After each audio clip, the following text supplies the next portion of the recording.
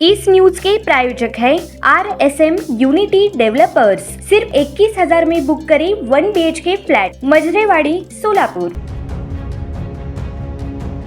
सोलापूर शहरात गेल्या काही दिवसांपासून अपघातांच्या घटना सतत घडत आहेत। नुकताच बोरामणी नाका येथे झालेल्या अपघाताची चर्चा थांबते न थांबते तोच आता आणखी एक भीषण अपघात मार्केट यार्ड चौकात घडला आहे। या घटनेने पुन्हा एकदा सोलापूर शहरातील वाहतूक सुरक्षेचा प्रश्न ऐरणीवर आला आहे। ही घटना 11 नोव्हेंबर रोजी सायंकाळच्या सुमारास घडली।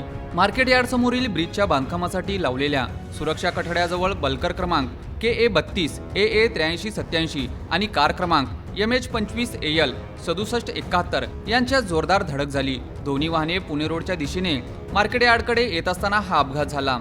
या धडकेची तीव्रता इतकी होती की कारचे मोठ्या प्रमाणात नुकसान झाले आहे। कारचा पुढील भाग पूर्णपणे चुरडा झाला असून तर बल्करलाही किरकोळ नुकसान झाले आहे। मात्र सुदैवाने या अपघातात कोणतीही जीवितहानी झाली नाही, ही मोठी दिलासादायक बाब आहे। या अपघातानंतर काही काळ परिसरात वाहतूक कोंडी निर्माण झाली होती। घटना पाहण्यासाठी मोठ्या प्रमाणावर नागरिकांनी गर्दी केली होती।